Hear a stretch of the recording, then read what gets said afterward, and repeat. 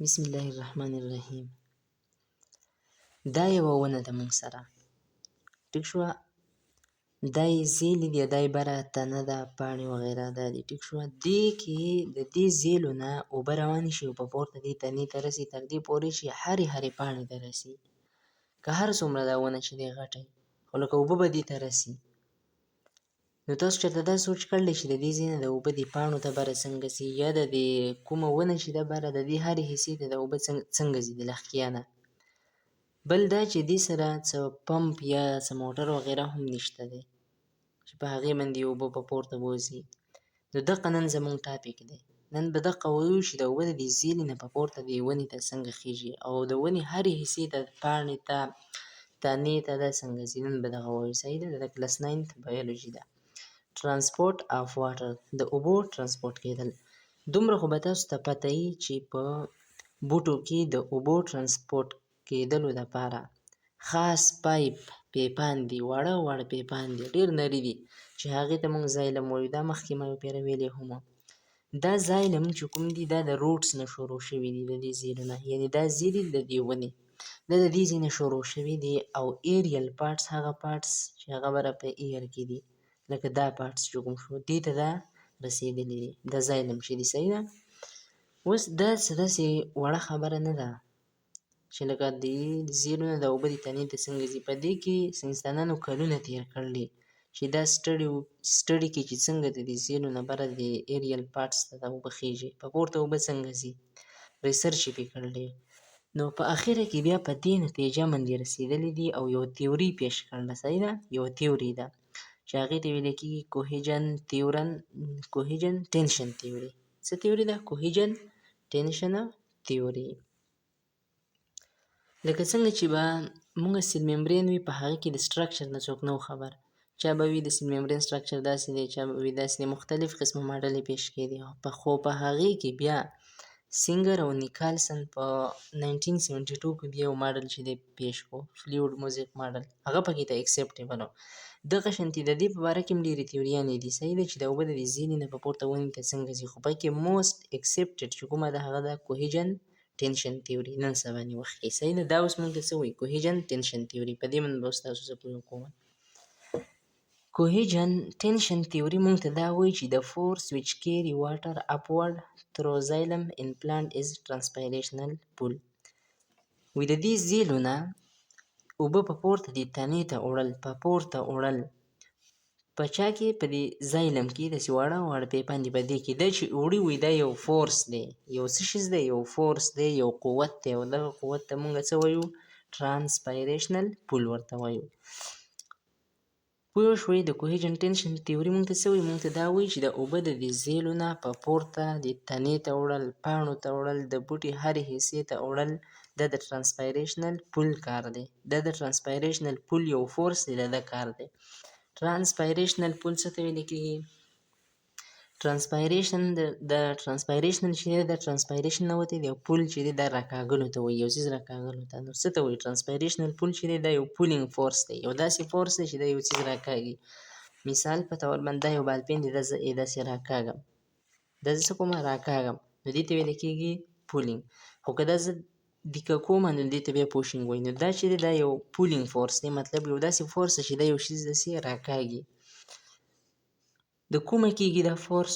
پولینګ فورس کریټډ بای ترانسپایریشن. چې کله د بوټي نه اوبه بهر ته وځي د ګیس په حالت کې، چې هغې ته موږ ترانسپایریشن ویلی وو. نو وایي کله چې ترانسپایریشن کېږي، د دې ترانسپایریشن د وجې نه به یو پولینګ فورس چې دی هغه کریټ کېږي، او دغه پولینګ فورس ته موږ ترانسپایریشنل پول وایو. بس د دغه ترانسپایریشنل پول د وجې نه به دا اوبه د زیلو نه چېرته ځي؟ په پورته تنې ته، پاڼې ته، هرې حصې ته به ځي. درې وجې دي. په درې وجه باندې به دا اوبه د دې زیلو نه ځي په پورته د بوټي هرې حصې ته. کومې دي؟ نو لاول دی نیرو ډایمیټر. که موږ زایلم وګورو، زایلم ویسل چې کوم دی، صحیح ده؟ دا ډایمیټر چې کوم دی، ډایمیټر ویلی کېږي د کوم پکې حصه چې ده چې د څومره نری وده دي، یعنې د نیرو ډایمیټر آف څه شی؟ زایلم. د زایلم ویسل چې کوم دندنی ډایمیټر دی، مثال په طور دا یو زایلم ویسل دی، دا د ډایمیټر دی، د پکې چې دی دا وایي نری وایي د دې نریوالي د وجې نه چې کوم دی دا اوبه په پورته ځي په اسانه باندې. لکه مثال زه تاسو له درکړم، تاسو یو جوس راواخلئ او د هغې سره خپله کوم سټرا هغه نلکه چې په دې باندې چې تاسو کله جوس څښئ نو دا چې څومره نری و د سټرا چې څومره نری و نو تاسو به په اسانۍ باندې چې دی نو جوس پې څښلی شئ. تاسو ته به دومره فورس نه کریټ کول نه پیدا کول غواړي. خو که چېرته دا اوس مثال په طور باندې یو غټ پایپ وي دا بیا تاسو په خوله کې دغه کوو ایښوده او بیا چې دا جوس تاسو راکاږلی نو ډېر فورس به پکار و. نو د دقې شانتې د کوم زایلم چې دی د ده د ډایمیټر ډېر نری دی نو په دې وجه باندې دې کې اوبه په اسانۍ باندې ځي. پوه کوم په دې باندې ښه صحیح پې پوه کوم او ورته کېدی صحیح ده، خو لږ شانتې تاسو په دې خبرو من لول پوه کړم. بل چې دی کوهیجن یا کوهین ورته هم وایي، څوک ورته کوهیشن هم ویلی کېږي، هر یو ټکی چې تاسو وایي صحیح ده.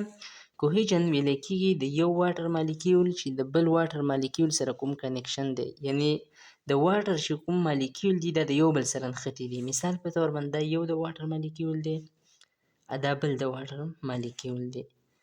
نو دې کې دا مالیکیول د واټر چې دی د بل سره څه دی نښتی دی، دقې ته ویلی کېږي کوهیجن. د دې کوهیجن د وجې نه وایي دا اوبه چې دی په پورته به ځي.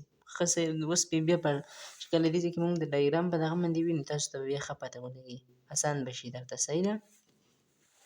بل دی اډهیجن. اډهیجن ویلی کېږي چې کله د واټر مالیکیول د زایلم سره نښتی. دلته کې کوهیجن کې څه و، یو واټر د بل سره نښتی، واټر مالیکیول د چا سره نښتی و، د بل واټر مالیکیول سره. خو په اډهیجن کې به واټر مالیکیول نښتی د چا سره، د زایلم وال سره، د زایلم چې کوم دیوال دی د هغې سره وي. د دې د وجې نه هم چې دی نو د اوبه په پورته خیږي. اوس پې زه تاسو پوه کوم دې ځای کې ښه په دې خبرو باندې به اوس تاسو ښه صحیح پوه شئ. دا مونږ راواخیسته یو زایلم ویسل. څه راواخیست؟ زایلم ویسل. مطلب زایلم دی، دا څه شیز دی؟ زایلم دی چې د زیلو نه روان شوی دی په پورته پاڼې ته تنې ته هر ځای ته رسېدلی. د زایلم یو داسې ټیوب دی یا یو پایپ دی چې دا کنیکټډ دی، مطلب دا د پاڼې سره هم کنیکټ دی، دا د تنې سره هم کنیکټ دی، دا په منځ کې څه مات شوی نه دی صحیح ده.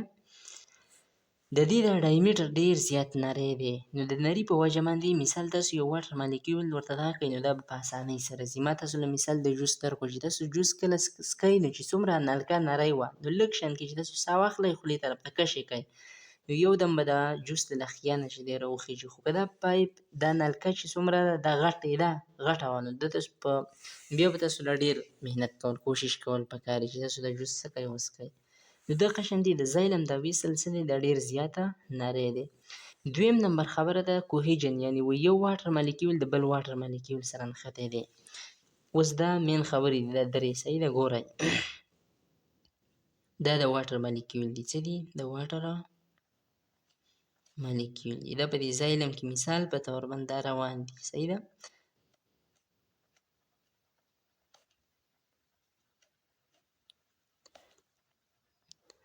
دا اوس مثال په طور دا پکې ته د واټر مالیکیول دي دا غونډ شي دي صحیح ده، د سرکل کې چې سرکل چې ما ظاهر کړل دي. بله خبره ده اوس وایي کوهیجن مطلب یو خو دا دغه شی دی ډېر زیات نری دی، بل کوهیجن دی مطلب د یو واټر مالیکیول د بل واټر مالیکیول سره نښتی دی. یعنې اوس دا تاسو وګورئ دا یو مالیکیول شو دا بل شو، دا دواړه د یو بل سره څه دي نښتي دي. دغه شانتې دا مالیکیول دا ټول د یو بل سره څه شوي دي نښتي دي. بل اډهیجن څه ته وایي چې د واټر مالیکیول د چا سره نښتی د زایلم سره. مثال په طور دې مالیکیول ته تاسو وګورئ که نه دا دلته کې د دې زایلم دیوال سره نښتی دی، دغه شانتې دې مالیکیول ته تاسو وګورئ دا هم د زایلم دیوال سره نښتی. دا د اوبو پراپرټي ده، دا د اوبو خصوصیات دي چې یو واټر مالیکیول د بل سره نښتی د هایدروجن بانډینګ په وجه باندې کیمسټري کې به تاسو ویلی.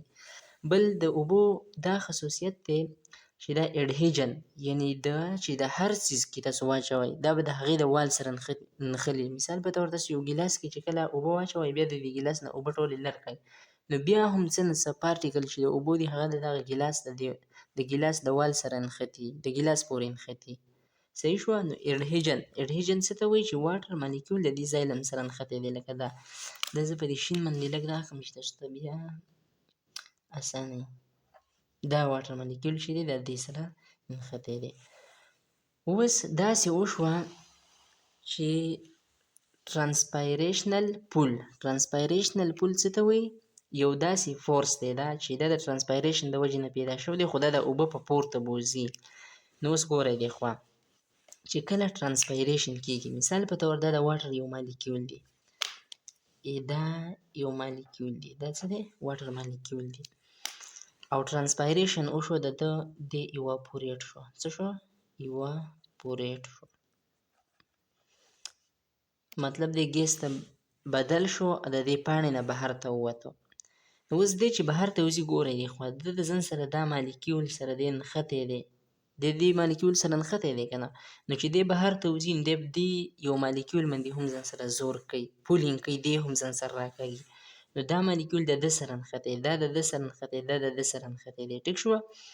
نو په دقه شانتې دا یو که مثال دا زیلې دي، دلته کې دا مثال په طور باندې دلته کې دا زیلې دي او دې زیلو کې اوبه راغلې.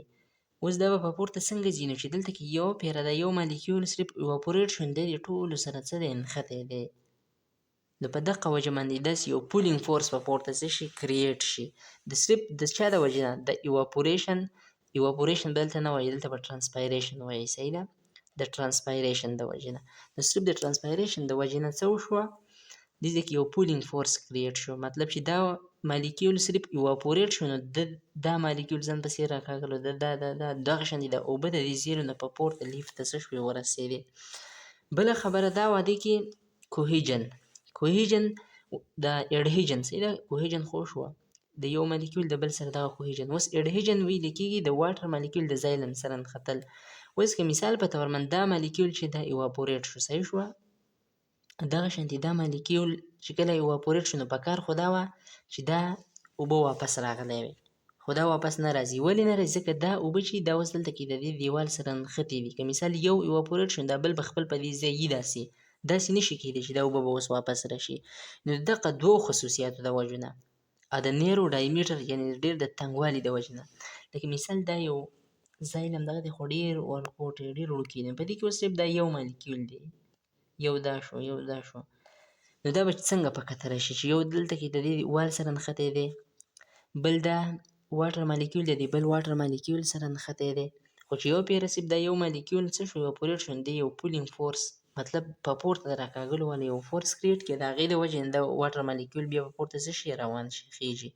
نو په دې طریقه باندې چې دی نو ترانسپورټ آف واټر کېږي په بوټو کې. دا ویډیو بیا تقریبا ډېره زیاته اوږده شوه، خو زما امید دی چې تاسو په دې لیکچر باندې پوه شوي یئ. صحیح ده؟ ماته اجازت راکړئ تر بلې ویډیو پورې، او د لوی الله په امان.